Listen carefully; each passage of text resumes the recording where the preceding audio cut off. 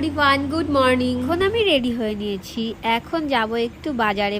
আমাকে এখন যেতেই হবে এই গরমের মধ্যে। আমার ননদকে বলছি যেতে, কিন্তু ও রাজি হচ্ছে না এই গরমে যেতে। কিন্তু এই রোদের মধ্যে তো আমি একা যাবো না, ওকে তো নিয়ে যাবো। ওকে রেডি হতে বললাম, আমি এই সুযোগে গাড়িটা বার করে নিই।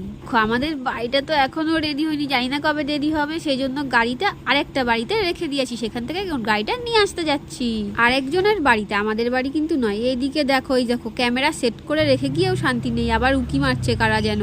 যাই হোক, এই যে আমি গাড়ি নিয়ে চলে এসেছিলাম। কেন বলো তো, ফোনটা তো নিতে হবে, কারণ ফোন দিয়েই তো আমার সব বাজারটা যারা, আমার হাতে 1 টাকাও থাকে না কোনো সময়। তো বাজারে গেলাম আর কিন্তু চলে এসেছি আমি, আর খুব সামান্যই বাজার করেছি। তো চলো এখন আবার জল আনতে যেতে হবে। এই গরমের মধ্যে জল এত তাড়াতাড়ি ফুরিয়ে যাচ্ছে, মানে প্রচুর পরিমাণে সবাই জল খাচ্ছে, তাই জল ফুরিয়ে যাচ্ছে, তাই জল আনতে হবে এখন। চলো, তো জল নিয়ে কিন্তু চলে এসেছি আমি। জলের বোতলটা এখন আমাকে তুলতে হবে, কি কষ্ট। যাই হোক, তুলে নিয়েছি, এই যে রেখে দিলাম এখানে। এবার জামা কাপড় ছেড়ে ফেলি, এবার তাড়াতাড়ি করে কিছু একটা করতে হবে, মানে সকালের খাবারের আয়োজন। স্নান পুজো সব করেছি, ভিডিও করতে পারিনি এত গরমের মধ্যে। তারপরে পাশের বাড়ি চলে এসেছিলাম কাঁচা আম মাখা করবো বলে। দেখো, লেবু গাছের থেকে কটা লেবু পাতা নেবো। গরমের মধ্যে কাঁচা আম মাখা খেতে যা লাগবে না, তার মধ্যে একটু লঙ্কা লেবু পাতা দিয়ে ডলে নিয়েছি।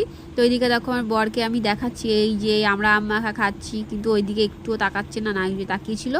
যাই হোক, এবার সেই আমের গন্ধে চলে এসছে একজন, ঠিক আছে, এত সময় তাকে দেখা যায়নি, এখন দেখা গেল।